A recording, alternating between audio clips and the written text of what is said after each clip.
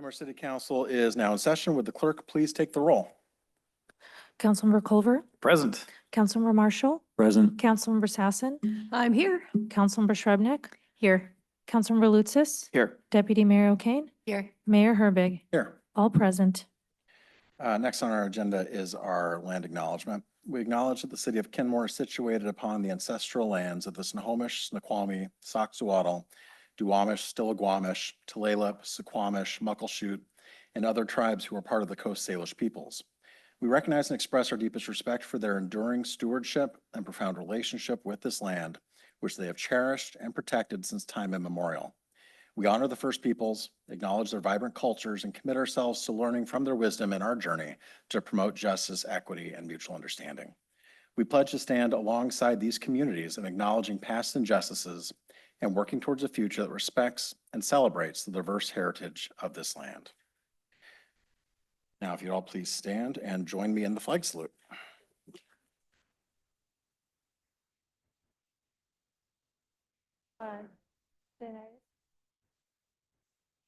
Public for which it stands. God, indivisible, with liberty and justice.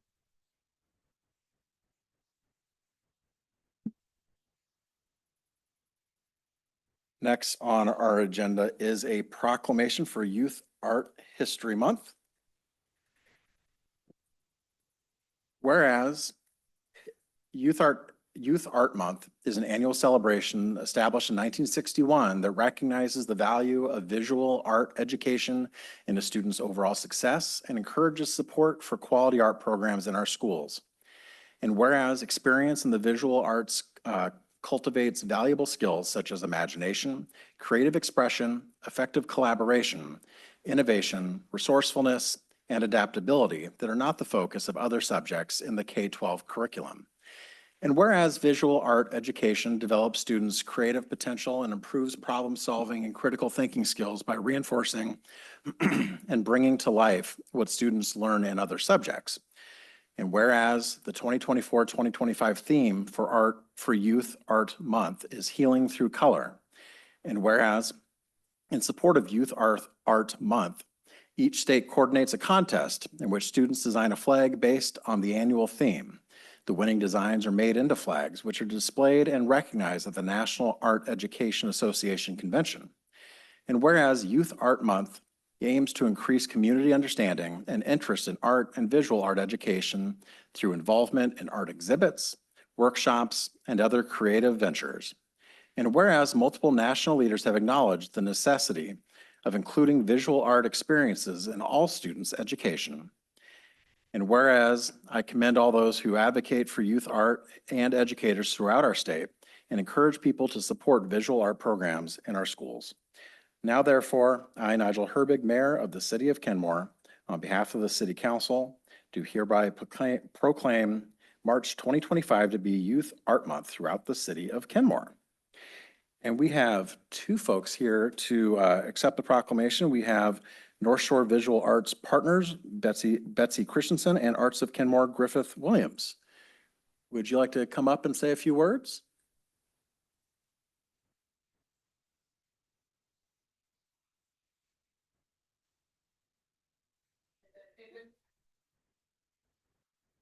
Yeah, we've got a podium right over there for you.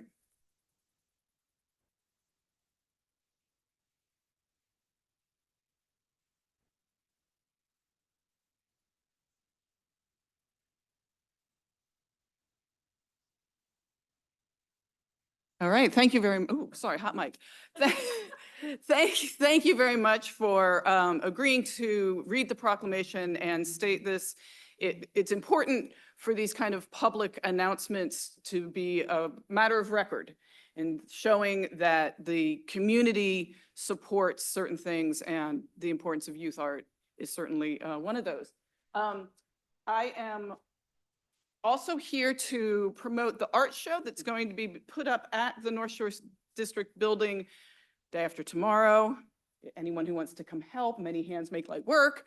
And I did bring a piece of art that will be displayed there. This is by a 7th grader from Canyon Park. It is an example of one-point perspective, which was always, I'm a retired art teacher. This was always one of my favorite units to teach because you always see that aha moment in the students. And it's a great example of how through art, you can apply other curricular areas. You also are able to address the issues of critical thinking, as stated in the proclamation, in ways that other subjects don't allow or don't reinforce quite as much.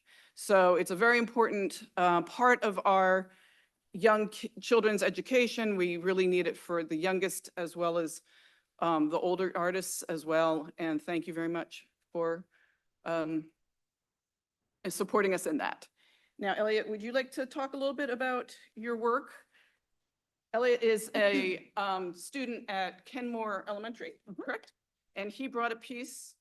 Elliot, would you mind if I carried it around and let them look at it while you're talking? Yeah. Would that be okay? Yeah, you can Okay, do let that. me do that.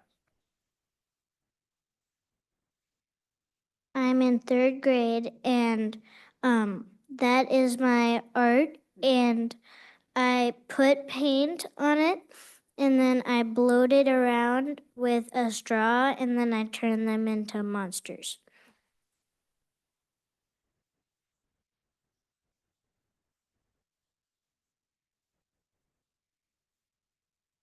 Hi, I'm Sarah. I'm Elliot's mom, and I am also the art docent chair at Kenmore Elementary, which I love. And just a quick plug for the work that a lot of folks are doing to try to get some professional art into the elementary schools in the North Shore School District. As much as we love being in the classroom and volunteering, and would love to have some art teachers in there. So just a quick plug, but thank you so much for celebrating art and letting Elliot show off his monsters. You say thank you? Thank you for sharing your artwork with us, Elliot.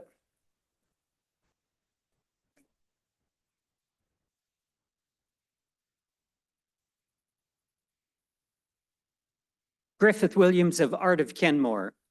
My opinion is that a healthy community can see all members of the community. There's no better way to see people than to look at their art, visual, literary, and performing. And I'm proud that Kenmore is recognizing our student artists because they are seen and they're worth seeing. Thank you. And if I can jump back up here, we have two students from Inglemoor High School who I didn't know were going to be here, so I didn't introduce them before. They have some of their work to show. It's from the stained glass class, and then they're going to speak a little bit about why art is important to them. Thank you so much. Come on. Go ahead and introduce yourself as well. Okay. Thank you. ladies. Good evening. My name is Elowen. I'm a senior art student at Inglemoor High School. And my name is Emma. I'm a junior art student at Inglemoor High School. As dedicated art students, we're really grateful for the arts programs provided at Inglemoor High School and the vast variety that there are. And we're very excited to be here. Thank you for having us. Can we get a better look at that Yeah, piece of stained show glass? them, Lorca, and talk a little bit about how you create the stained glass.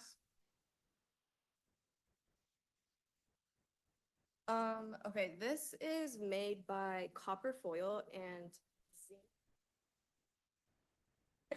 And I broke a really big piece of found glass. I thrifted some glass, Value Village. I broke it in glass cups. These are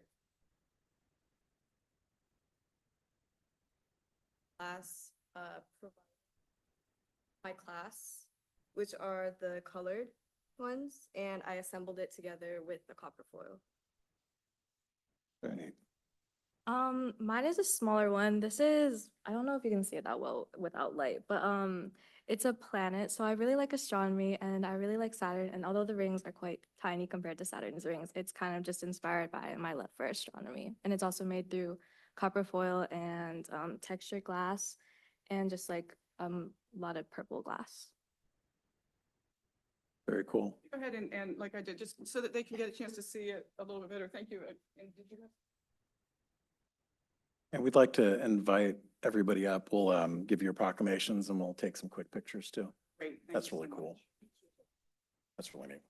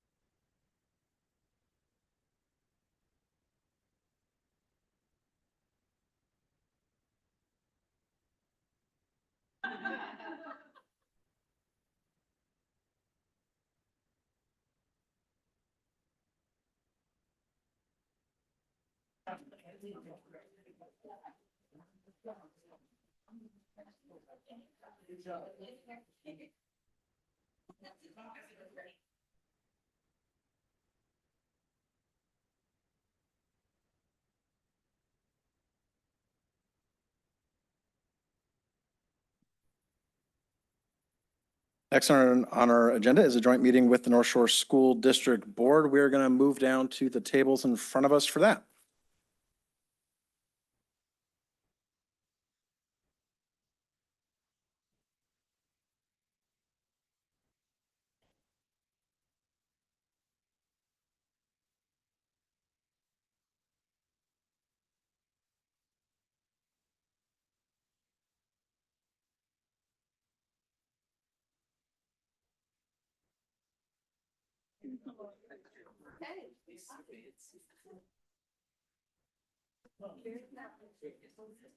Circumnavigate.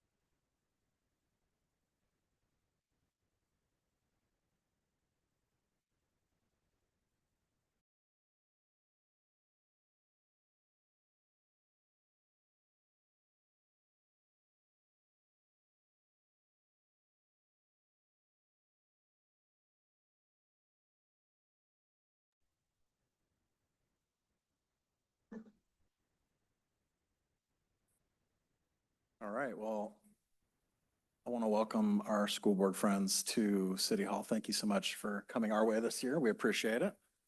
And I'm going to hand it off to Superintendent for State of the Schools. Well, excuse me. Well, thank you for the opportunity to present information to here at this council meeting. Again, I'm Michael Tolley, Superintendent for North Shore School District. And what I'm going to do is present what we refer to our State of Our Schools presentation. We have typically done that yearly as one main event, but we've been trying in various ways to get out in the community more and to share information. So that's what I'm going to do this evening. So just to start, okay, I am. I think there's a presentation on the screen behind all of us in case you need to, okay. Oh, then you're going to have to turn around to actually see the presentation itself. Okay, so as you know, North Shore School District's mission statement, many of you probably know this, is to strengthen our community through excellence in education. We intend to make sure that each and every one of our students are provided an excellent education. They absolutely deserve that. So this is our focus. And I've shared many times, I've personally experienced what it's like in the area where I grew up in South Carolina, as well as working in Seattle and in North Shore. When you provide an excellent education to an individual student, you don't just change the student, you change their family. And through that effort, you change the community. And that's what our educators do each and every day, is they're working to change the lives of our students, their families, and the entire community. So when we talk about North Shore as a whole, as you can see this, I know it's cut off there on the screen, but this is 23-24 data. What you see is that we have 34 schools, over 22,000 students, about 1,500 certified staff, about just as many classified staff, high graduation rate at 95%. And as you can see, our general operating fund is about $444 million annual. Capital projects fund is here at the time is 218 million. And of course, that is directly the result of the generosity of our community in supporting our bonds for capital project work. And we'll talk a little bit more detail about that in a little bit. I also want to note that North Shore is a changing district. This is our student demographics over, let's say, the last 10 years. And I want you to just take a minute to just look at the data that's up here on the screen.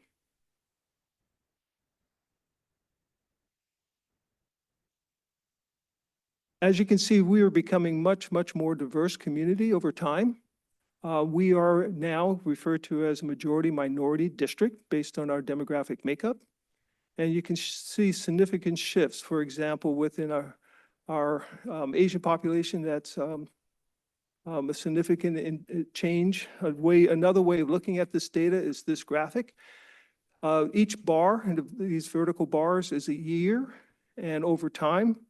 What you see, the top part of the bar, the red represents our white population. The lower part of the bar is all of our other demographic groups. Light blue there at the bottom is our Asian population.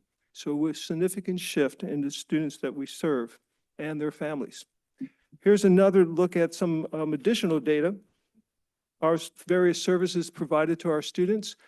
And you'll note that our multilingual population has shifted as well. The number of different languages spoken in our homes from 94 to 119 different languages now. And you may need to note that the top three includes English, Spanish.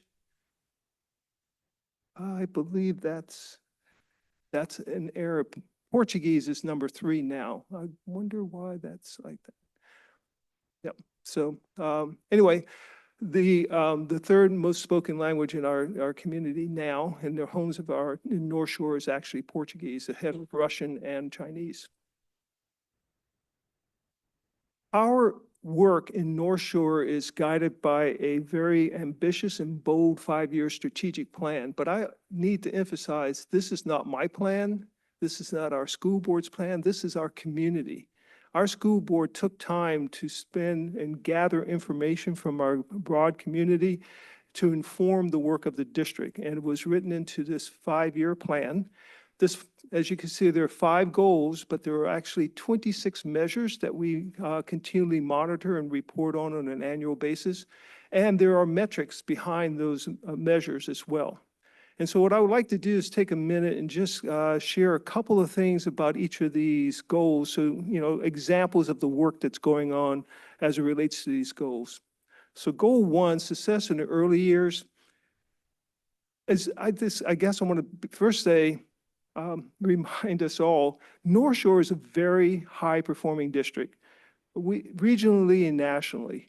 We outperform all of the academic measures at the state level. There's no question there. So as I share some data with you, you might say, well, that's high. Yes, North Shore is a very high performing district, but we are continually striving to do even better for the students that we serve. One reason we're a high performing district is the work that we do in our early years. Foundational skill development is critical. And so we invest in our students early. One example is, and I have to emphasize this too, as a result of the work of our educators, our school board, and our voters who supported the adoption of a new set of instructional materials to teach our students how to read. It actually had been 14 years since we have done that, but 3 years ago, we started implementing a new set of instructional materials based on the science of reading. And we have seen significant outcomes for our students ever since. One thing you may or may not be aware of is that typically the first year when you implement a new set of instructional materials, there's what is referred to as an implementation dip in performance as teachers go through the materials and learn how to use them. We were able to mitigate that, and we did not see a dip. And in fact, over the last 3 years, we've seen increased outcomes for our students, particularly in grades K through 3 and in 5th grade. We've also seen an increase in performance of our students who are identified as Hispanic or Latino students. We as a system have identified that population of students as the students we have not yet served well. Our data is clear. We have work to do. But even with that population, our outcomes with our teaching of reading has continually improved. Next is goal 2, responsible, resilient, empathetic learners. This is where we have a focus on our physical, social, emotional well-being of our students. And when we work in this area, some examples include providing mental health specialists to our students and our secondary students and our middle and high schools. We also provide counselors in every one of our schools, including all of our elementary schools. A couple years ago, we started implementing a social emotional survey to monitor the emotional well-being of our students. And what we've seen, I'll just give you one example of the data that we're getting from that. In the fall of 2023, 74.6% of our students reported that there was an adult at school that they can rely on no matter what. But in the spring of last year, 2024 spring, it was up to 80% of our students saying there's an adult they can rely on no matter what. The fall of this year, it was up to 81%. So we were able to monitor that data, use different strategies to continually work to improve outcome, well, in this particular area, making sure our students are being well served. But our students are actually leading in this area as well. So up here on the screen are just some examples of the work in this particular goal that our students are doing. In the upper left, you'll see students who participated in the Community Serve Day. And as I look in this room, I know that I can actually point to individuals that I've actually seen working in Community Serve Day as well. But this is where our students worked along with about 2,000 other volunteers to a couple of weeks before school year started, just to make sure that when our students return from summer break, that our schools are appealing and attractive and prepared for them internally in our classrooms as well in outdoors. In the upper right-hand corner is a group of young men referred to as the Good Acts Group. They are individuals from North Creek High School who work to provide opportunities for young entrepreneurs to sell their products and actually raise money and then turn that money back over to the district to invest in supports for our community. They helped with, this summer we had a summer meals program where we served 300 families, about 1,000 individuals, but our students actually helped not just provide funding, but they helped obtain the food, pack the food, and deliver the food to our community members. In the lower left-hand side is what is referred to as a kindness jar. That's at Innovation Lab High School. And anytime you need a supportive comment, you can just reach in there and get something from the jar. Last year, Skyview Middle School students, the leadership group at Skyview, wrote and presented a proclamation, I guess, to the school board for adoption around kindness as a means of interacting with each other. And then, of course, as many of you probably know, we have our CP and Dorothy Johnson Humanitarian Awards that we provide to at least 2 students from every one of our schools each year as those individuals who share the humanitarian spirit. And I just have to mention one more student. Several of you in this room know Tomby. Tomby is a 10th grader at Inglemoor High School who is an international bestseller for teen mental health. She actually created a online Nexus hub of resources for teenagers around mental health, and we are continually supporting her efforts. So anyway, our students are amazing, and they are supporting us and leading the way in many ways within Goal 2. Okay, come on. Trying to go forward one. Okay. Goal 3, this is our academic goal. As you can see, it's all about making sure we are eliminating outcome and opportunity gaps. So here, I'd like to share with you here, unfortunately, this is working now. Here we go. Our collective commitments. So as I mentioned, our strategic plan has 5 goals, 26 measures, and lots of metrics to go along with that.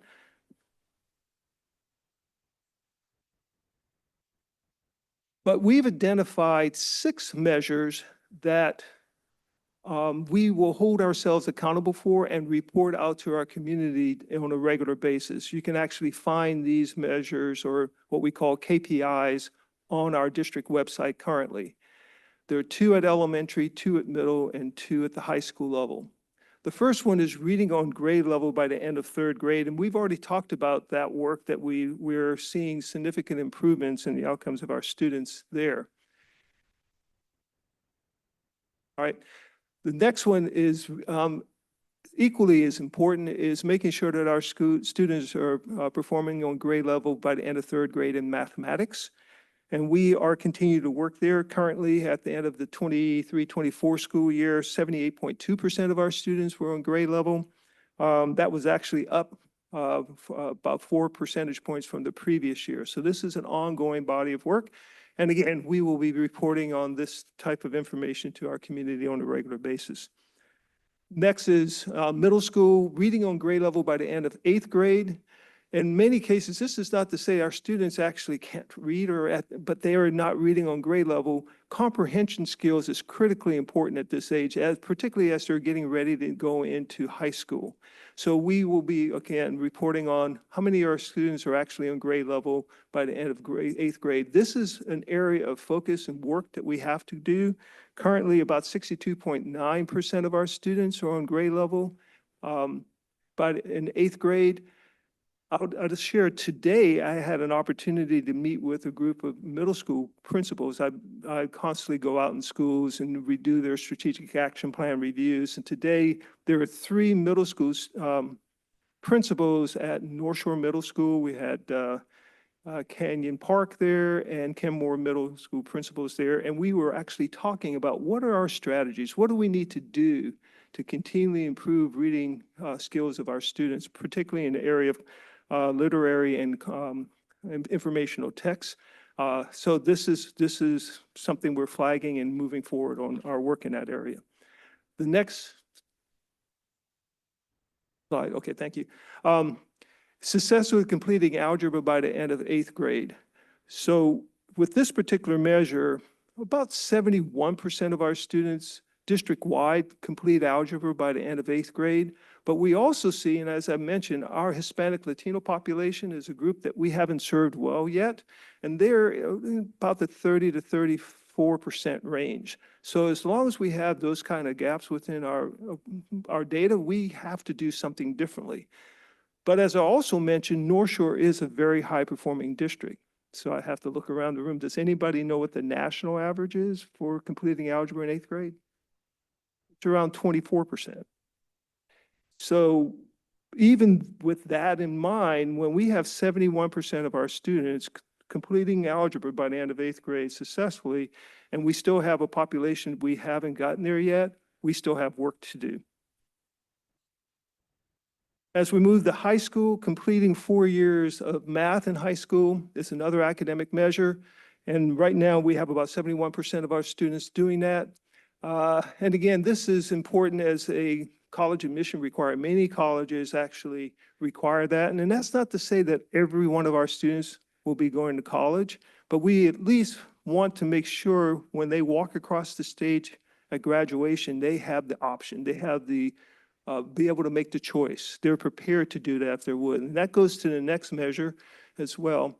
This is what we call CADRs, or academic distribution requirements, which are college admission requirements for many colleges in 6 areas, the math, science, social studies, language arts, world languages, and arts. So making sure our students are receiving the right credits in order for them to be prepared to go on to college. And again, as I pointed out, our goal is to make sure every student has that option, whether they choose to do that or not. So goal 4, innovative, creative, critical thinkers. As you know, our students are being prepared for a world it's difficult for us to even imagine. Everything from artificial intelligence to climate change, they have to be prepared to think critically and innovate around solutions. And we have examples of that through our robotics programs, where our students are actually asked to work collaboratively to solve problems, come up with solutions, and then come up with an implementation plan for that.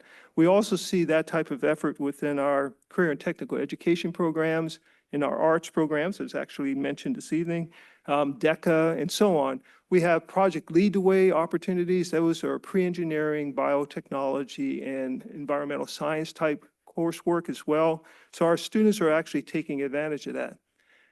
In this area, I also want to mention that our students need to be technologically proficient.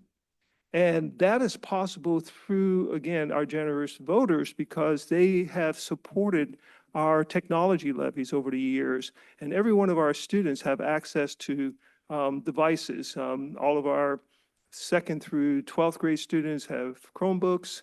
Our actually pre-K and kindergarten, 1st grade students have access to iPads as well. So that actually levels the playing field for every one of our students and makes it possible for them to develop these absolutely and critically important skills. And finally, goal 5, ready for lifelong success after graduation. As I mentioned, we are a high-performing district. 95% of our students graduated last year, and within 4 years. They collectively earned $11.7 million worth of scholarship offers last year. We also want to make sure that our students are, again, if they want to go to college, prepared to go to college, but also have access. So our college and career specialists are constantly providing supports to our students in that way. They provide a virtual college fair every year now, where hundreds of families and actually participate in that effort. At the high school level, we provide advanced coursework, college level coursework, as you know, Inglemoor High School with the International Baccalaureate, but we also have advanced placement courses and college and high school courses in partnership with some of our local colleges. But I also want to emphasize career and technical education. This is an area of growth in North Shore. We continually have more and more students take advantage of those opportunities.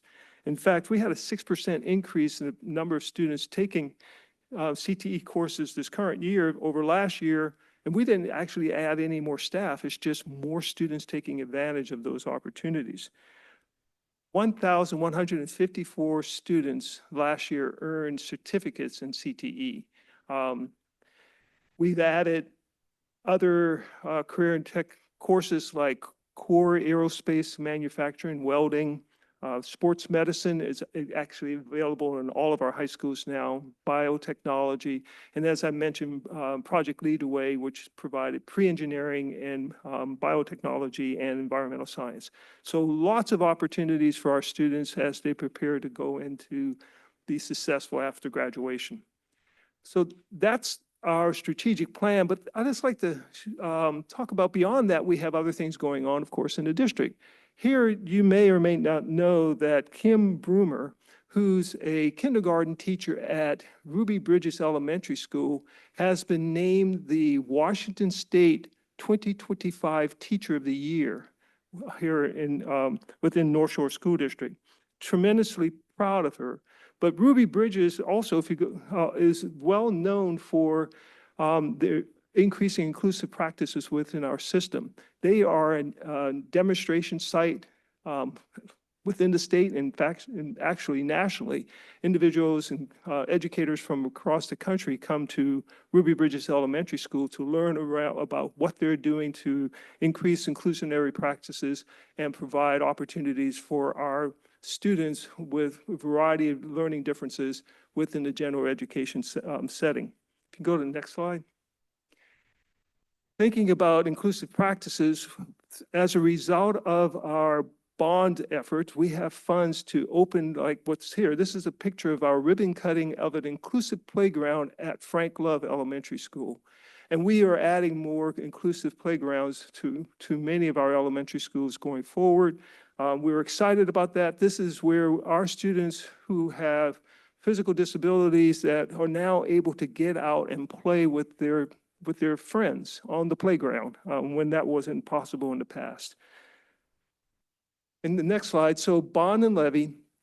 And so as I've mentioned and touched base on this a little bit, when we think about our levies, our local, what was referred to as enhancement levies, we're actually having to use at least a third of our local levies to pay for special education services that our students absolutely deserve. And that's because we have a continual underfunding from the state for our services for our students. And so about $20 million this year is going towards making sure our students with disabilities are getting the services they absolutely need. We spend about $4 million a year for our English language learners, as you can see, a growing population within North Shore. Another $4 million just to keep the lights on for utilities and insurance and things like that within our MSOCs. So our levies are critically important to make that happen. But when we talk about bonds, our capital bonds are critically important because we're absolutely dependent on bonds to make sure we have facilities for our students and our staff to work within. So next slide. So this year, we were actually able to break ground on 8 major projects, as many of you know. So of course we have Kenmore Elementary School, but we also have Wooden and Crystal Springs and Fernwood and so on. Very exciting work going on as a result of the support from our voters in that area. We will actually, and you'll hear more about this in a little bit, break ground on phase 1 replacement of Inglemoor High School this summer. Next slide. Our community is tremendous, and this is just a picture of certain individuals at Community Serve Day. But again, this is where we have 2,000 volunteers come out and make sure our schools are ready for our students when they return from the summer. We have 11,000 active volunteers within our schools in North Shore. Our elected officials and our staff actually have their families, their children attending our schools. This is the strength of North Shore. As we come together to serve our students. Prime example, if you go to the next slide, are our students. This is last year's group of Superintendent Student Advisory Board. These young individuals from representing all of the high schools within North Shore help me make critically important decisions. This group last year informed our budget development process last year in terms of telling me, yeah, we need to keep a 7-period day and so on. If you can go to the next slide. This year's group, next slide, please.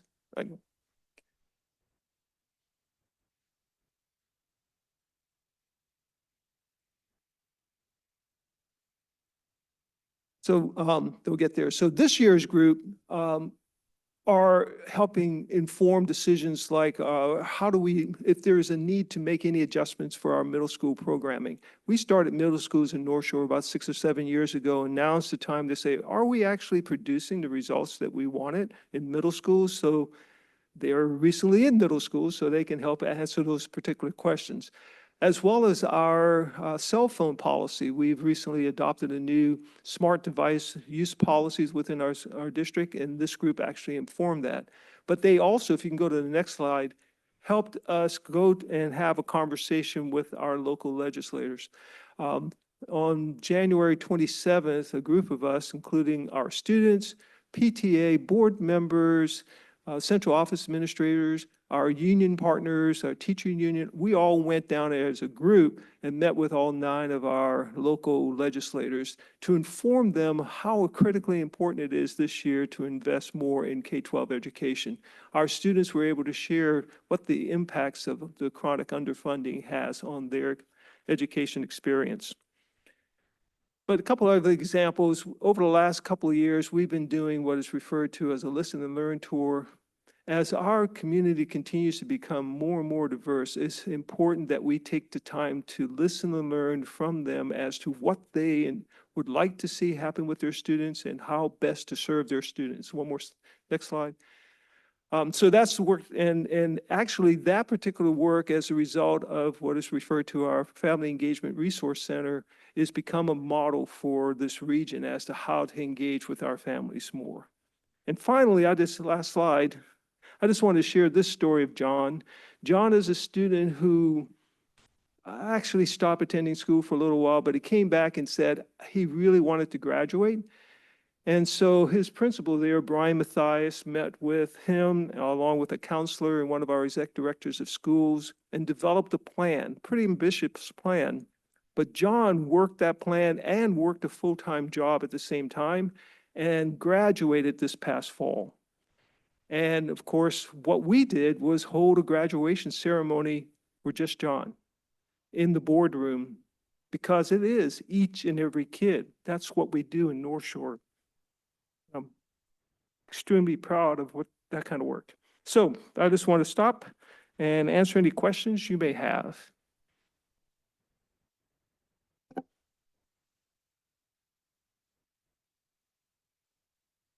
Questions? Councilmember Sassen. Let's see, is this turned on? Yes.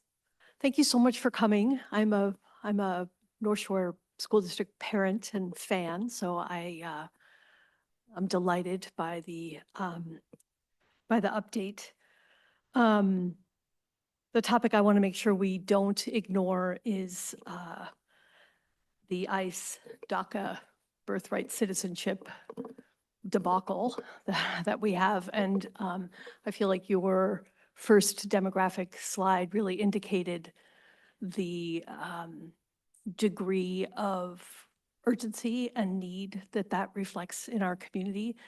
We did have, just this morning at the Kenmore Coffee with Council, have a representative from our community, our Hispanic community, come and ask specifically that we as a council begin to address those things, which we will do, I'm sure.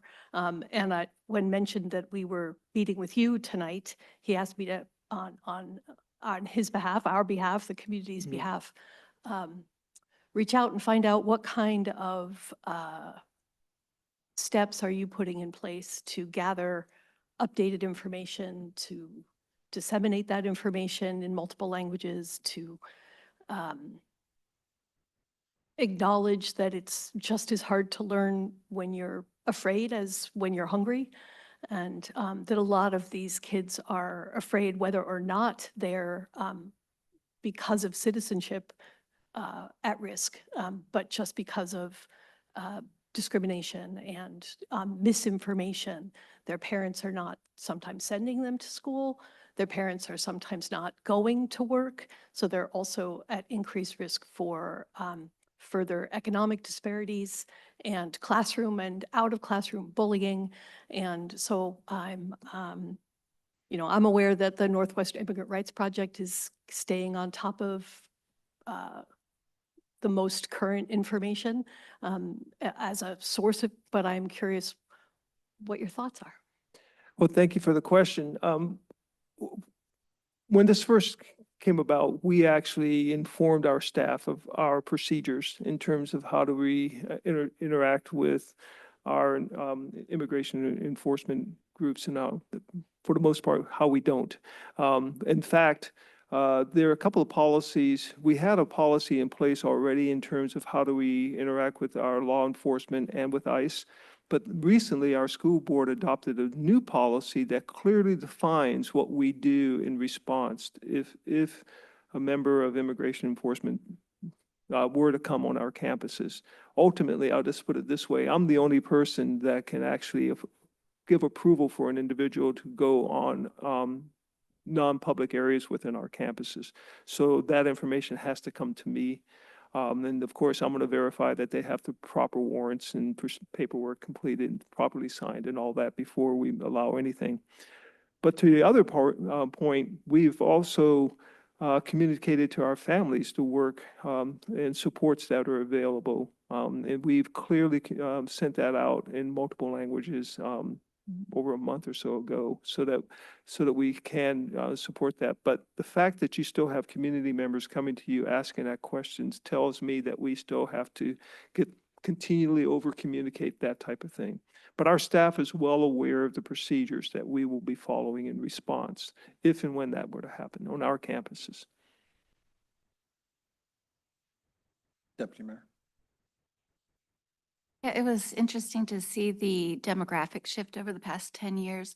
I'm curious, in addition to the demographics that you showed, has there been a change in the economic demographics in the North Shore School District? And those that are, in general.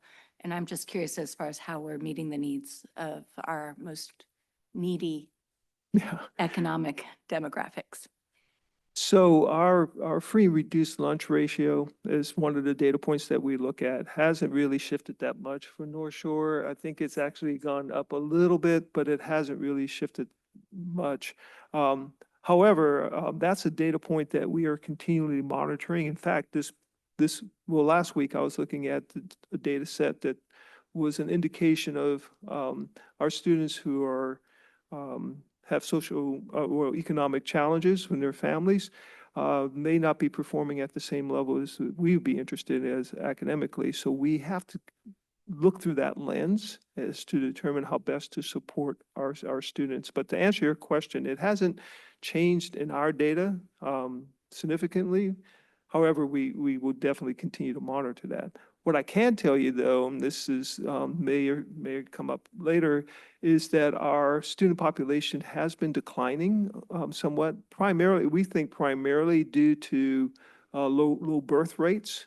Our number of kindergarten first graders continue each year to be going down, but that also may be a reflection of the challenge of the cost of living in this area and young families being able to afford living in here. So it's maybe a combination of those two things that we're seeing happening in our schools. Thank you. Councilor Sherman? Oh, sorry. Oh, Councilor Lutzis. Yeah, thank you very much for joining us this evening and giving us this update. As a former North Shore alum, and recently, although it continues to get further and further back, I'm very appreciative of the work that you've all done. I've experienced it firsthand, so thank you. I did have one question, and that has to do with campus safety. I know that is a prevalent concern or consideration that many students have nowadays. And I was just curious on recent measures to keep students safe and ensure safe campuses throughout the district. Well, thank you for that question. As you may or may not know, that part of our bond investments actually take a look at campus safety, particularly in the 2018 bond. We were actually able to invest in additional cameras and communication systems, radios, and fencing and so on. So we have been constantly working in that area. I'm looking over here at my exec director here. She might be able to add a little bit more to that. But that's something we've continually worked on to ensure that our facilities are as safe as possible. We also, of course, have ongoing drill activities and practice the worst case scenarios in terms of lockdown drills and safe inside and so on. So all of those procedures are in place and rehearsed as needed. Thank you. Councilmember Marshall. Thank you for acknowledging the continuing challenges and the progress with your work for Latino and Hispanic students. It definitely is a refreshing and much needed approach. I remember when we first moved back here about 18 years ago, and then we're looking at schools. Our kids are going to Kenmore Elementary. We saw the test scores, we saw the demographics, and I thought, wow, we need to help. We need to help our teachers, help our students. And I think you guys, I mean, by acknowledging by what you said, I think you're really living up to that promise. So I'm very much appreciative of that emphasis, very much. Thank you. Questions? Thank you very much for giving us that state of our schools. I know that we really appreciate the school district. It just really makes our community stronger and makes Kenmore a place that people want to come to. Right. They can raise a family here, know that their school district is one of the best in the area. So Yeah, that's part of absolutely. why I moved here with my family 17, 18 years. Thank you. So what I'm seeing next is North Shore School District project updates. Greetings, everyone. I'm Executive Director of Support Services, Doree Ralph. I'm very happy to see you again. Last time, I believe we were over in our house. It's great to be here at Kenmore City Hall. Before I started my job, I worked for the King County Library System, and the Kenmore Library was one of my projects. So we were built about the same time. So it's fun to be here and get to see you all. If you would indulge me, we have 3 bullet points kind of under this heading. One is ball fields at Kenmore schools, another is the boathouse, and the third is capital projects. I'd like to commingle the first and the third and go through each of your schools and talk about what the projects are for bond projects in particular, kind of the larger projects. And then you can answer questions. I believe Deputy Director Berge is going to talk a little bit about the boathouse after that. So to start with, let's start with Inglemoor High School. One of my first projects when I joined North Shore was the concert hall. It's really great to see that built out. That was before I was in my current position. But as has been mentioned, we are really leaning in to that campus. It was the campus that was the oldest that had not had activity. So as part of the 2022 bond, we passed a phase 1 replacement project there.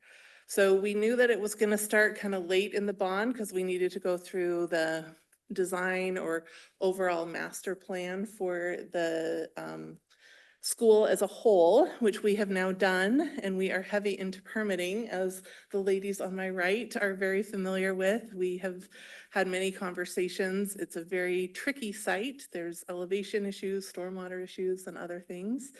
But we do anticipate starting construction in June, if all goes well. So we will have about a year, just over a year of construction for this phase. Hopefully in that time, we will pass our next bond, which would lead to a phase 2 construction. But just so you get a sense of what phase 1 includes, we'll be demolishing 2 buildings, and then we'll be constructing a commons and a kitchen area, 9 science classrooms, 11 general use classrooms, which will likely be used for English, construction of offices, counselor spaces, and then a new student store, which generally is with that common space.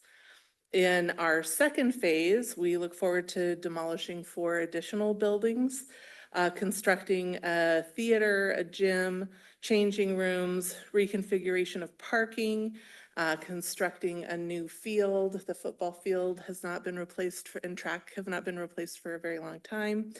And then the last phase, we do think it's going to have to go into a third phase, which would include demolishing the last 3 buildings and constructing 44 new classrooms. So we're looking at the bond in 2018 to build the concert hall, the bond in 2022 to build phase 1, and then the 2 subsequent ones, which would take us out to 2030 to build phase 3. So these are large construction projects. They show very clearly how construction escalation has impacted our construction world, just how much things cost has risen dramatically in the last 4 years. So we do anticipate, again, that third phase. So that's Inglemoor. Then we moved to Kenmore Middle School. As part of the 2022 bond, we did anticipate putting in a turf field to replace the grass field and redo the track there. We had hoped to start that this summer, as this is our last summer. Unfortunately, we got some news that we're going to have to look at groundwater a little differently than we did at Arrowhead Elementary when we did that field as the last project of the 2018 bond. So we'll likely need to hold that off for an additional year. Although I do believe our teams are still going to talk to other people that might be in the room to see if there's any way for us to kind of modify that project in a way that we can get it done this summer. But one way or another, we do anticipate that being part of the 2022 bond. So that's Kenmore Middle. Arrowhead, when all of my colleagues in instructional learning go on their merry way for holidays, like midwinter break, my team jumps into action and really goes to work. Over midwinter break, we installed a lot of new kitchen equipment, including a new oven and at Arrowhead, which is a very large piece of equipment. So we had to do that while the students were not there, and that got done over midwinter break. Then we go to another one of our fun large projects from the 22 bond, which is Kenmore Elementary School. This is a modernization expansion project. We are adding,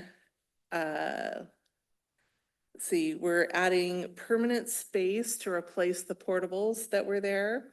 We're also looking at a new kitchen and commons for Kenmore L. So it's going to be a great project. And for those of you who are interested to see very regular updates, feel free to hop on our website, the Capital Projects website. They do, I believe, a monthly update, and they have the archived versions. One of our directors has students to attend who has signed up for those notices. You can do that as well. But we're very excited. We anticipate it to open, if all goes well this summer in particular, by the start of school next year. So you'll be seeing a lot of openings, which is really exciting. Unfortunately, due to budget constraints, we won't be doing a turf field at Kenmore L. I hope it will be part of future bonds. Not quite sure how that will play out. We're right in the middle of our capital bond planning task force right now that are determining kind of which projects we will recommend to the board. And then the board will get to choose which projects we send along to the voters. But really, it's been an amazing time as far as capital projects go. And last, but certainly not least, let's talk about Morelands Elementary. It's another one that is unique site. You all are very familiar with the playground and field that we have there, because I believe it's your field that we lease from you. It was one of our very first projects as part of the 2022 bond. We replaced the roof on all the buildings at Morelands. So it's one of the buildings that is one of our older buildings that we're continuing to look at and upkeep, and is certainly under consideration for more major work. Which bond cycle that will happen in, I can't tell you at this point, but it definitely is a building that is aging. So we're very, we look forward to doing a lot more at Morelands. That's it for me. I'm happy to entertain any questions. Questions? No, I think we're just all excited to see what the campuses will look like when they're all done. So is that so if what I heard correctly, well, that's a complete, once you're done with phase 3, that's a complete turnover of the school essentially, except for maybe the orchestra, sorry. Concert hall, thank you. That's right. Okay. It kind of started the whole project. We've specifically put it in the location that it was so it could anchor that replacement. I did want to mention, to answer your security question, I went through kind of our larger site-specific projects. But in each bond cycle, we do allocate a certain number of dollars for security upgrades and those things. We like to call it a bucket. And those are projects that we do district-wide. So out of the 2018 bond, we put classroom locks that the teachers could see in every single classroom in the district. We are continuing to relock the exteriors and office as part of the 2022 bond, continuing with fencing. We're also doing visitor management systems. So if you're one of the thousands of visitors who make it onto our campuses, you'll see that you'll have a new badging in, and you'll see us having one entrance into our campuses so that we can ensure our student safety to the best of our ability with facilities. Councilmember Sassen. Again, thank you so much. We are, I think, the council members closest to Morelands. That's my elementary school. And I've heard it said that, Morelands there at the edge of the district is not particularly well placed. And I don't hear you saying that there's necessarily a long-term plan for replacing it, or can you give me some sense of, if there were money, what would happen to it? Do we know? Yes, and no. There are some, as we've talked about, there's demographic shifts happening as far as numbers of students. And we do have two buildings that are very close together down at the kind of southwest part of our district, which are Arrowhead and Morelands. They're about a mile apart. So both buildings are in similar condition. I think both are definitely on the list to consider to do a major renovation slash remodel slash tear down rebuild. For us, it's near term as we look in the next bond or the one after that likely. But I think we'll continue to look at the demographics and which site is best for building, what the committee or the task force decides to do and recommend, but they're both high on in the conversation for major projects.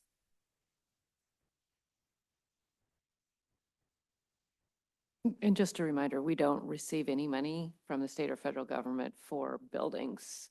And we are dependent on our communities to pass a bond. We have a practice in North Shore of running one every 4 years. We have been very fortunate that they pass. And so, as Executive Director Ralph mentioned, our last one was 22. So 4 years will be next February. So we are currently working as a district. We have community support that is helping us put together what that bond will look like and what schools will be in it.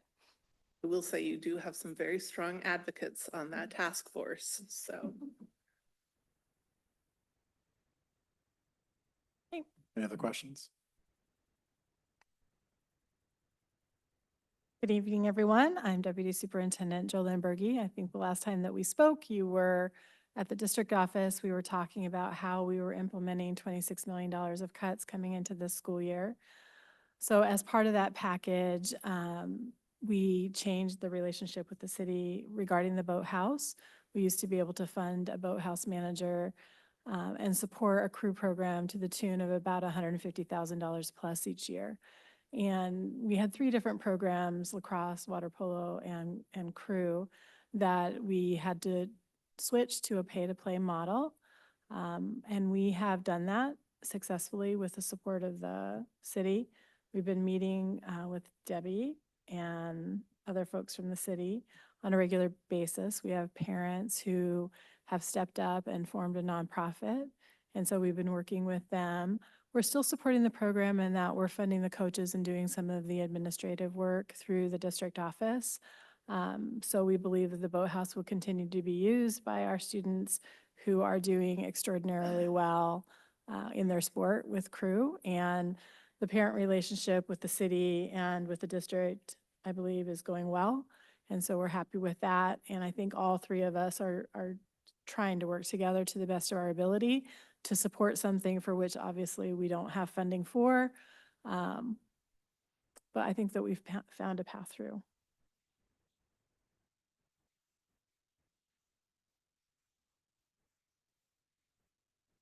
Councilmember Lucis? Yes, I just want to thank you for making a path forward work. I know that the crew program is very near and dear here, and specifically to myself, who personally benefited from that program. So I wanted to thank you. And just a question about looking ahead. Is this sort of this is where the district has settled in terms of making it work in a semi-sustainable fashion, or do you perceive any potential changes to that relationship in the near future? I think that we believe that we're on our sustainable path for the near future, where the city and the nonprofit are really going to have the agreement together about the boathouse use. The district will be providing that administrative support still to the nonprofit organization. But I think that we are hopefully on that next phase of what that relationship looks like. Thank you. Questions? All right.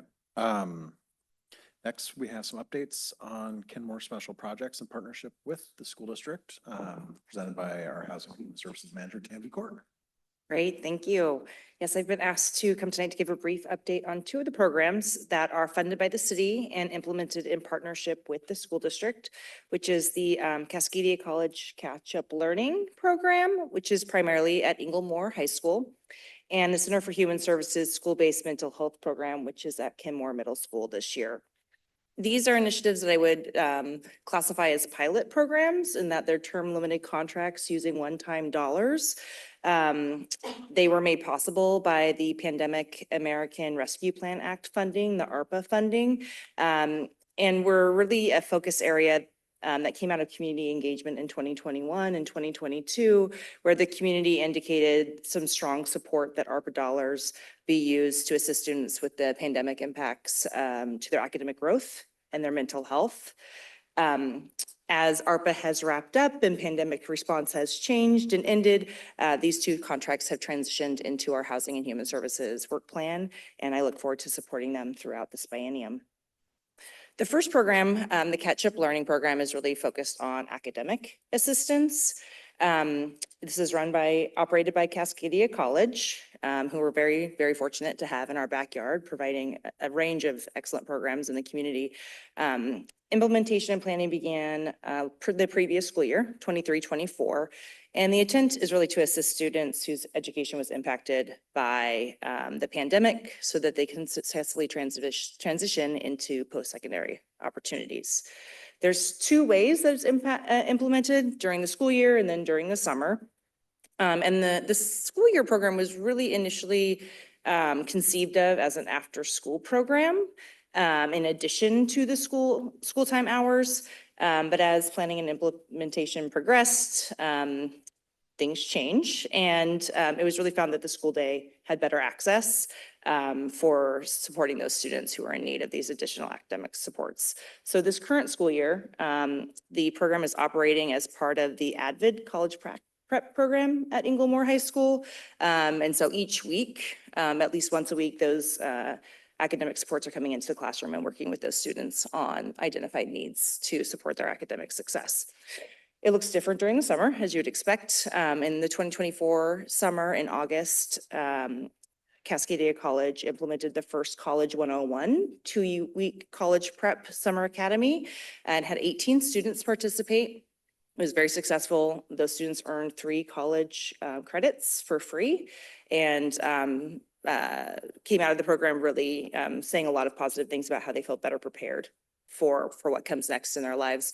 They're planning to implement that again this August and have funding for up to 100 students to again receive those 3 free college credits and gain some skills and tools to transition successfully into post-college or post-secondary education. We expect enrollment to open soon, so stay tuned. We'll of course be helping them publicize the opportunity that is open to any North Shore School District student, any Kenmore resident to participate in that free program. This program is currently slated to end after the 2025 Summer Academy. And we'll, of course, continue talking with them about what opportunities may exist in the future to support this or other programming for student success. And before I move on to the next one, I just want to acknowledge the Cascadia staff. They have put in a tremendous amount of effort into this pilot. We are, again, just really lucky to have that institution in our backyard supporting our students and young people and adults. The second program that that came out of the ARPA dollars is the school-based mental health program, which is staffed by the Center for Human Services, which is a local nonprofit that provides school-based and community-based mental health services. As we all know, there is and has been for some time a youth mental health crisis in this nation. It preceded the pandemic, it was exacerbated by the pandemic, and it persists today. And so when I came into this role, I was really excited to see that the city and school district were collaborating to increase mental health supports for young people. Again, similar to Catch Up Learning, though, this came out of that community engagement where the community also identified that this is a high priority for the city. And so beginning last school year, the 23-24 school year, there was a city-funded Center for Human Services staff member at Inglemoor High School, providing individual, group, and family counseling to the youth and families within that school at no cost.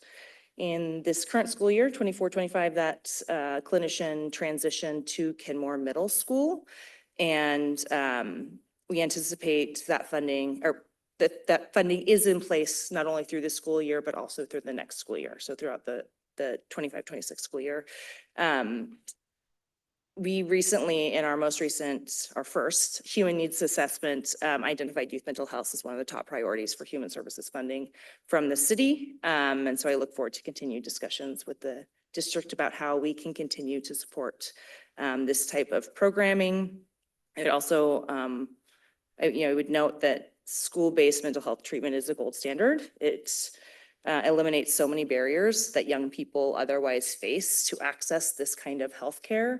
And so I'm grateful that the school district supports these types of clinicians in that space. And I'm also very grateful that the school district supports data collection. The Healthy Youth Survey was very important to our being able to do a needs assessment in this community. And that's in addition to the data that you also mentioned with the SES survey.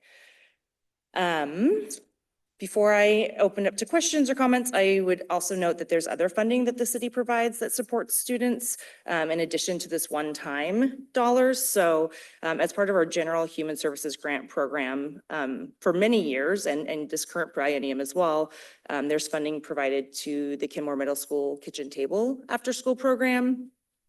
Funding provided to the North Shore Schools Foundation Removing Barriers program, which provides food and backpack and other support to families in need. And then also the Kenmore Elementary PTA social service program are current and historical recipients of the Human Services Grant Program dollars. And then finally, I was so excited to hear you mention Tanvi. We are very excited with some of our strategic initiative dollars in 2025 to continue to collaborate with her about getting Nexus kind of more integrated into Kenmore and do some special events with her. So looking forward to executing that contract and being back in front of everyone to share more details very soon. I think that is it for human services dollars.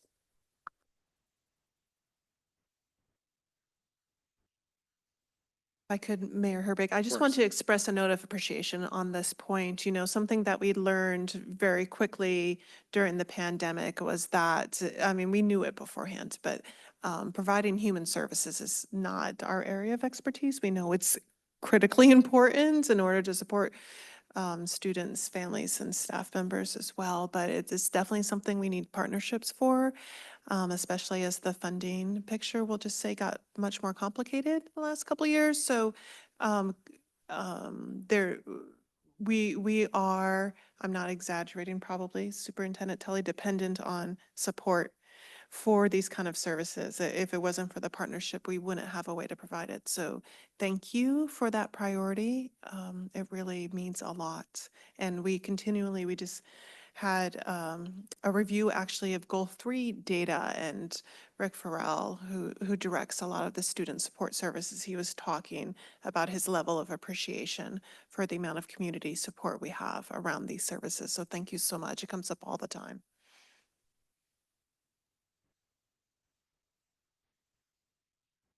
Other questions or comments? Councilmember Lutsis? Yeah, thank you very much for partnering with us. Maybe this is a little more directed toward my colleagues here on the council, but understanding that, we have been funding this a little bit, I just want to express our gratitude to the council as well for funding this, because I just want to emphasize that this is a critical need. I can hear it frequently. I've seen it. This is an absolute need. So thank you. And I hope that we can continue to partner going forward, because it is so absolutely essential. There is a major need right now.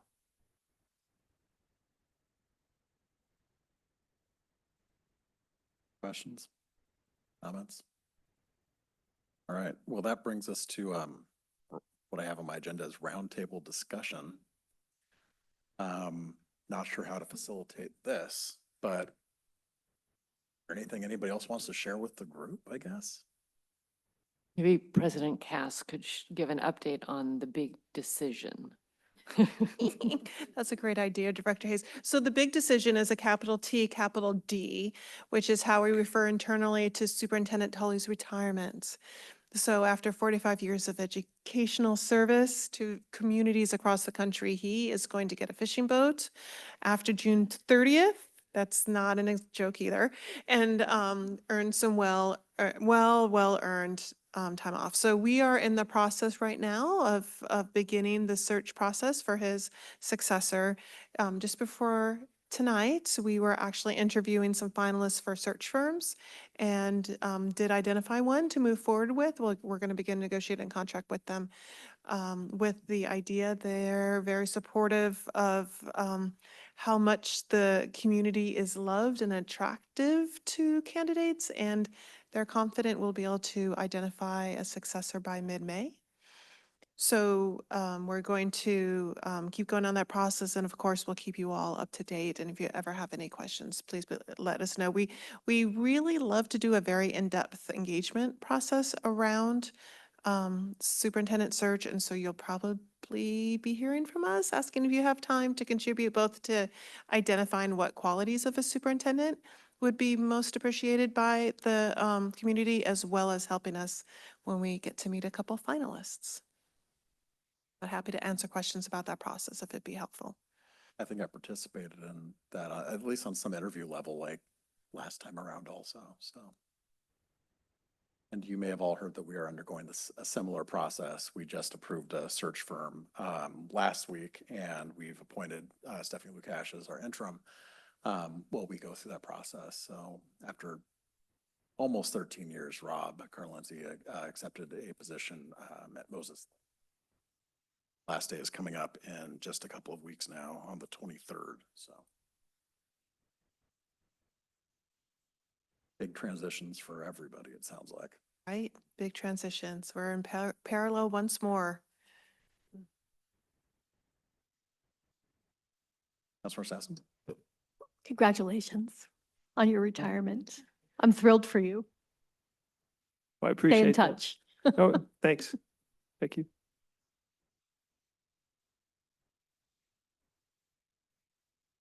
Big thank you to Superintendent Michael Tully for all his work. Thank you. I appreciate it. Thank you very much. Yeah, I think we all want to thank you for your help. I mean, I'm the parent of a senior at Innovation Lab right now, and North Shore has just been such a wonderful experience for me and our family. So appreciate, frankly, what all of you do. And I do want to really, while I have you here, just put in a plug for Innovation Lab. It's a really great model. I really appreciate the innovation and the willingness to try something different that the district did. And a big part of that also is frankly just the transportation aspect of it. Thank you so much for making it so that parents don't have to figure out how to get out to Bothell if they want their kids to participate in Innovation Lab. That's been a huge thing for us, and we really appreciate all of that. And I hope that that is a model that's able to continue to succeed, because the kids that are there are really getting a lot out of it. So I'll step off my personal soapbox now, but I figured I had y'all here. I had to put in a plug. We are very emotionally attached to that school and program and community as well. So thank you for that. We'll pass along the kind words. Anything else that folks want to bring up for the group? Yeah, of course, Councilmember Sassen. Just on the topic of collaborating around health and human services, the North Shore School District did come up in the most recent NUSA, the North Urban Human Services Board meeting. And I believe somebody will be reaching out so that there could be some collaboration around school lunches, or I wish I could remember really precisely, but I don't want you to be surprised when somebody from NUSA reaches out to you. Thank you for that. Always love working with them. They're wonderful people. Unless anybody has anything else they want to bring up to the group, we can adjourn this.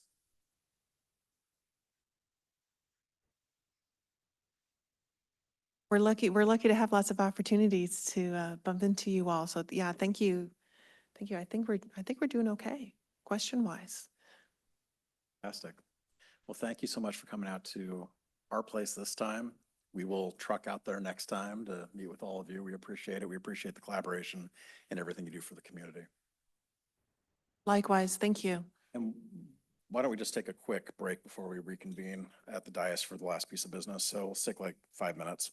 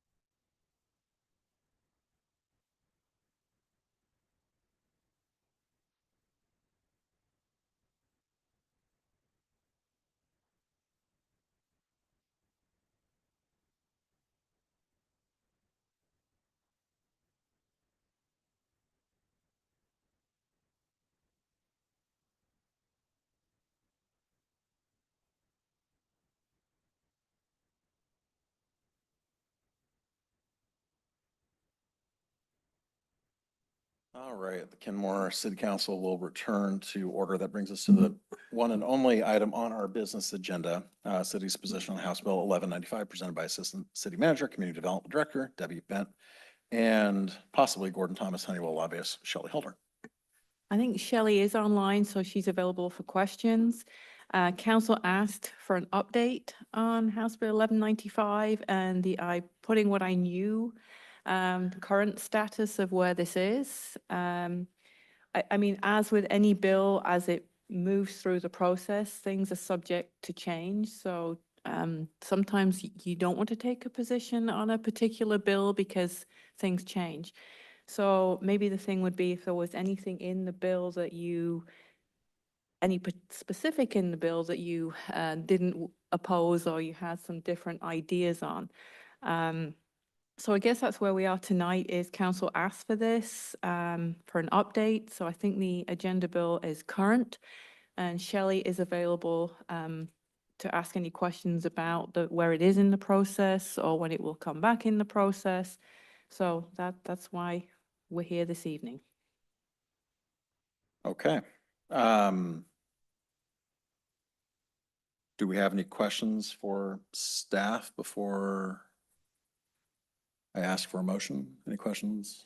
Yeah, Councilmember Sassen. I've heard conflicting information about where is it the League of Cities stands on whether, or is that the AWC? AWC, thank you. Where the Association of Washington AWC City. stands on endorsement versus not.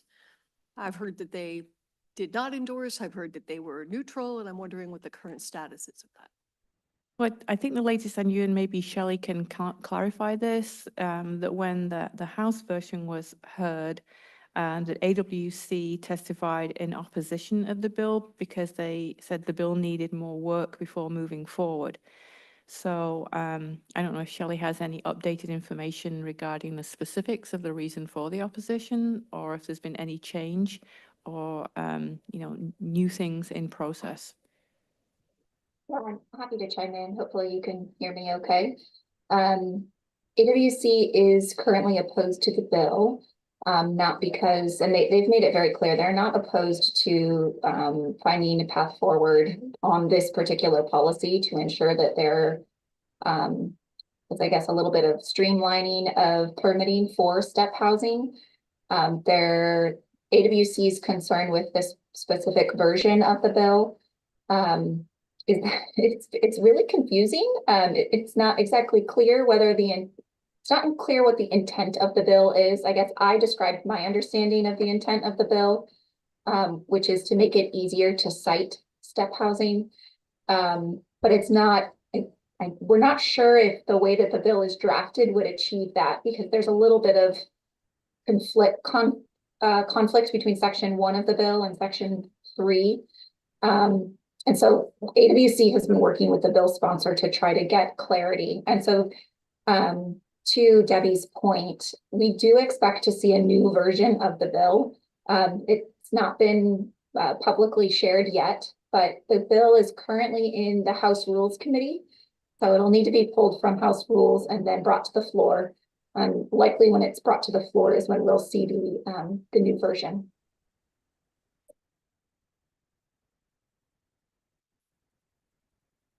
So it's probably a question for Debbie, but currently, if I remember from your memo,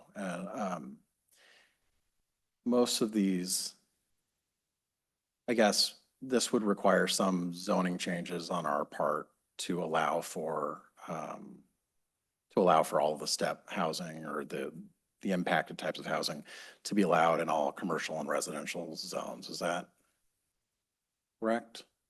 The city currently allows all those different types of housing through an administrative process. And currently it's in residential. I mean, I think how the current bill was to allow in zones where hotels are currently allowed. And so I think that's sort of one of the clarifications is on the conflict. Is that still true in zones where hotels are allowed? Or is the intent of this bill to broaden it to all residential zones, which is different than the original House Bill 1110? And if somebody wanted to currently say, cite, transitional housing or something like that, say in our zones that currently would allow a hotel, it Yes. would be an administrative decision Yes. based on just our zoning laws that are in place and. Right, so it's an administrative decision if you comply with the zoning laws that are in effect. So right now, the intent of when the work program this year is to clarify the process, make clear some of the definitions, and comply with the state law and the model ordinance that Commerce passed to implement House Bill 1110. So that's kind of where we are right now. It's not that we don't comply, it's to make it easier to see where those types of housing are allowed, to make the definitions clear, and to be clear about the administrative process. Councilmember Culver, Councilmember Marshall. Thank you. And I would just jump in. I think part of this is citing requirements, right? So it's setbacks, certain number of feet for sidewalks, parking, density, things like that, right?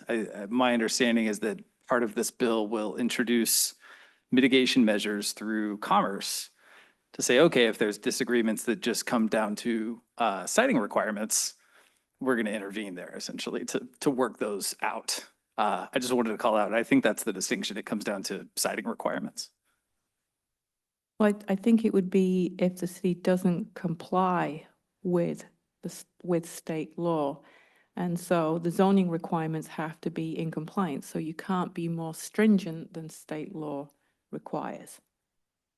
So if the regulations that the city puts in place look to be more stringent or not in compliance, and there is then, you can go, I guess this would allow somebody to go to Commerce to resolve those disputes, and Commerce, I guess, make the decision that the city is not in compliance. That's my understanding. Councilmember Marshall. Again, to clarify for a question, I think from your last presentation, if an applicant here in Kenmore is asking to go beyond or exceed the zoning in place, that's a decision that comes before the council. It's not administrative now, right? So I'll use Plymouth Housing as an example because I think that's what you're sort of alluding to, is because that project requested deviations from the zoning code, it needed a development agreement, and the development agreement process is a council action. And I think what I said at the last council meeting was, in that case, if the requirement is to have an administrative process and then deviations from that, how does that work? Does there also need to be an administrative process? And I guess my question is, I don't know what that means for how the code is currently laid out. It's a question that will have to be addressed. And I will probably need to have some additional discussion with the city attorney on that. And the plain language of this proposed legislation is to make all those decisions administrative. So for cities Yes. that, right? So for cities that would have it currently coming in front of the council, the law, as it's written now at least, just says administrative. It's not going in front of the council. Well, currently the requirement is, we do have an administrative process that is an administrative process. It only came to council, only would come to council in the event of something like a development agreement, which requires deviations from the regulations. And And if- that's the process. I'm not sure how that relates to this current legislation. Would need to dig into that more with Commerce and or the city attorney. Right. But if there were, and I assume there are other cities across Washington that have it as part of their council decision to begin with, this would make it administrative. This would eliminate that. If that's the case, I off the top of my head, I don't know if there are any other examples like that, but yes, the intent is to have this be an administrative process, not a legislative process. Currently, like 99% of our zoning decisions and permitting decisions are administrative in nature. They don't. Yes. I mean, I can think of 2 things, maybe 3 that have come to council for development agreements in my time here. Right. That wouldn't, okay. Any other questions? Okay. The floor is open for a motion if somebody wants to make a motion. Councilmember Sassen, I'd like to make a motion that the Kenmore City Council remain neutral on this issue. Would you like me to defend Second. that, or shall I just leave it at that? No, that works. We have a motion. We have a second. Any discussion? Councilor Marshall. Yes, I would respectfully oppose the question of neutrality. So as we just heard, apparently most decisions that made are already made on this type of housing and important housing is administrative. There are some decisions then that get made of that very few. We have our prior example, and we have presumably future examples where the applicant wants to exceed or deviate from the code. That's very important. This legislation would shut out the public from going to a hearing, speaking their minds at the hearing, and having the council before them that they're looking at, that they're talking to, that they're bringing their ideas to, that they're believing represents them, that they trust at least to hear them. This would shut that off. This legislation would shut it down, shut out the public. I think that's anti-democratic. I don't think we should be neutral. I think we should oppose 1195. So I respectfully oppose the idea of neutrality. We got to listen to our public, and I think we can make progressive decisions to help everybody in housing and listen to our public suggestions at the same time. We should never be afraid of our public. After Councilmember Shrubnik, who's next in line, and then Councilmember Sassen. Yeah, just briefly, I think what I heard was we actually don't know what this bill is intending for situations in which a development agreement, in other words, a variance from the code, from the zoning, is being requested. In all other cases, we already have an administrative decision, so it's not an issue. And we also know that the bill is being revised. So to me, I'm reluctant to take a position until I know what it's going to look like, because they may actually clarify that in the next version. So, yeah. Councilmember Sassen, and then Councilmember Lutzis. I just thought I could potentially defend why I feel I'd like to be neutral at this time. And I think Councilmember Shrubnik partly hit the nail on the head, which was this is a moving target, and to at this time, and to either support or not support is premature. I also feel like for the council to support or not support in a democracy and in favor of housing, so incorporating both of those things, is a false flag, because the decision is not up to the council. The decision is up to the House and our representatives. And democracy demands that we as citizens and voters, and that our constituents as citizens and voters, go directly to the decision makers. And so members of our community, including ourselves, should be going directly to Representatives Kloba and Dorr with their concerns to help make this decision to make this legislation the best that it can be. So for us to either come in for or against is both premature, I feel, and inappropriate. And I want to just couch that by saying I am completely in favor of step housing, and I'm completely in favor of democracy. I just think this is a false flag. Councilmember Lutzis. Yes, actually, Councilmember Shrubnik took some of the words right out of my mouth. It's hard for me to take a position on something that's sort of half-baked at the moment, although I can understand the concern. So personally, once that's a little more formulated, I'd be open to having this discussion once we sort of have an idea of what this could look like and sort of what impacts, a better understanding what those impacts would be on us. I also think it's important to, when making a decision like that, I think I would prefer to have that at a meeting in which we have public comment too, so we could hear from the community. And so the fact that we didn't have public comment this evening, I would like the community to weigh in on this, being open to community engagement in the democratic process.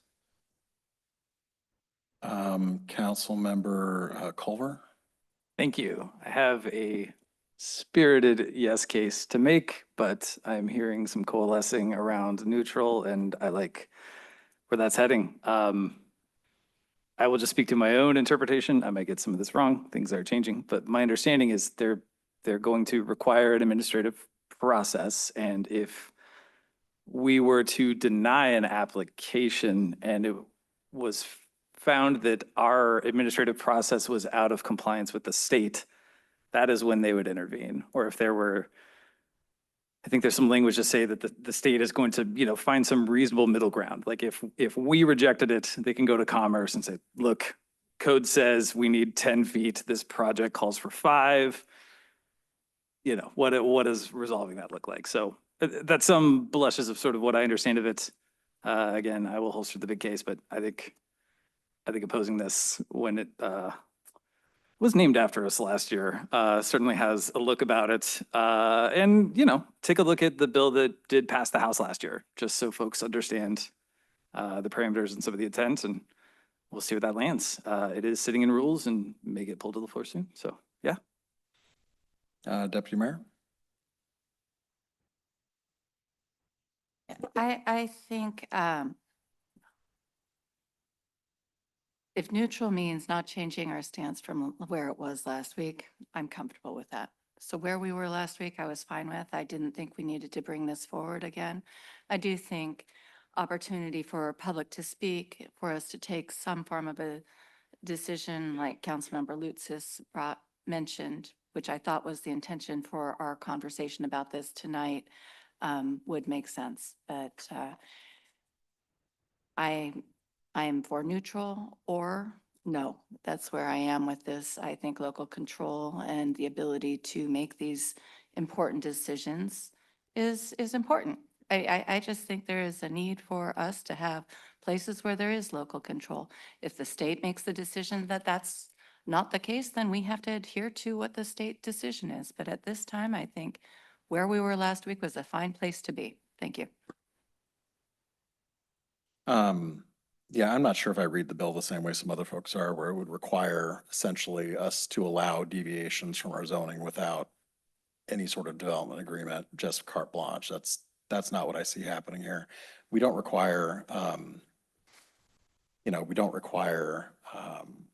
other sorts of housing to go through administrative hearing, to go through council or other big public hearings, and they happen all the time.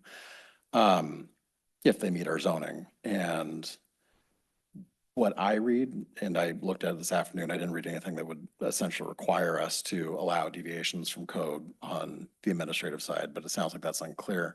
I also, frankly, I've always enjoyed how we've done our legislative priorities and what do we have the policies, we have our priorities, and then we have our policies. And I've always liked how we've done that in general and allowed our lobbyist and our, under guidance of our city manager to, work within those parameters. I don't think us taking a bunch of time during I would hate to set the precedent for us to use a bunch of city council time in future sessions to debating individual bills that are in front of the legislature. I think that is largely a waste of our time if we have laid out our priorities and our policies clearly for our lobbyists, and that has worked for us really well in the past. So for that reason, I'll be supporting the motion. Councilor Marshall? Good points all, and I respect everybody's viewpoint. I think it's clear that the language is categorical. It says it's going to be administrative. So that's going to include even applications where they're going to deviate and where it would have gone in front of a council. I wouldn't be making the motion if I didn't think that's what it was, and that's what it said. You make good points about seeing how this develops or comes out. I think when we have that categorical denial of the public voice in the administrative proceeding by morphing it into that, you've got to stand up and influence the process. We're here to do that. We do that in a lot of cases. We say, hey, we believe, X or Y. We believe in this or that. We've taken positions on ballot measures. So for things that are important, I think it's important to step forward, and we can step forward and influence what sort of law is going to come out of that legislature, especially where it preserves the public right to speak and respect, you know, to the idea that it being a dichotomy that there shouldn't be an inconsistency for sure, but there's no way around it. I see that this is a chipping away at the public's right to have it come before a council they're going to look at, they're going to see, they're going to stand in front of, and the council's going to listen to them, and the council's going to say, yes, we approve this. No, we don't approve it. Yes, we approve on conditions, or we punt it, something. But they're going to be, that public is going to be looking at a council that is directly accountable to them, the ballot box, and they're going to feel they have some control. This legislation takes that away. That's one step too far. It's anti-democratic. So I would urge that we don't take a neutral position, that we oppose the bill. Thank you. Any further comments? Seeing none, would the clerk please take the roll? Oh, Thank you. Sorry, wait. Deputy Mayor?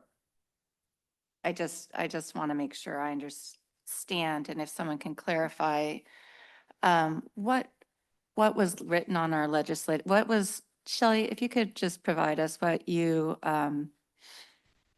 how you have been presenting the city's position on this? From our I've not received any direction for the city's position on this, so the current position is no position or neutral.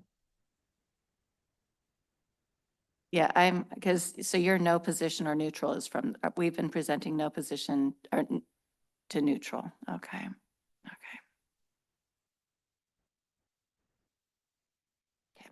In the future, when we're discussing, I'd like it if we would keep away from asking questions to staff once we're into formal discussion. Any further comments on the motion in front of us? Councilor Shrubnik.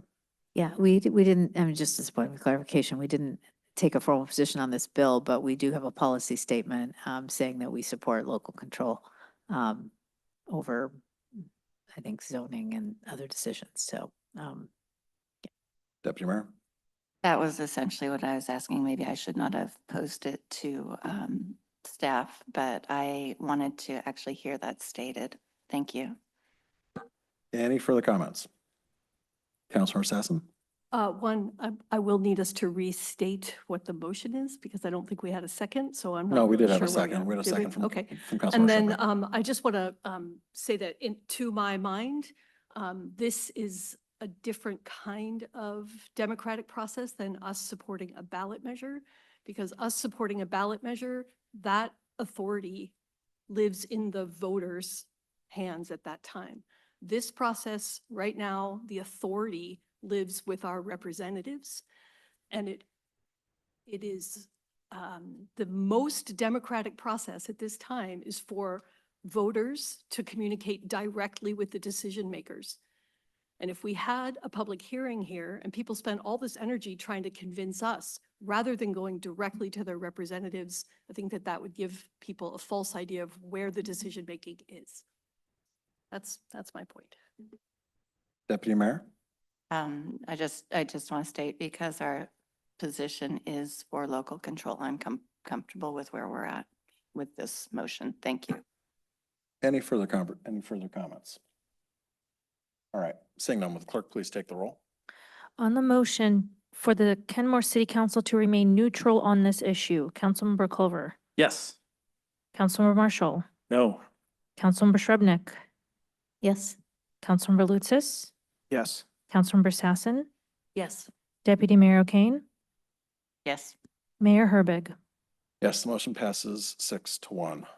With nothing more to come before us, the Kenmore City Council is adjourned.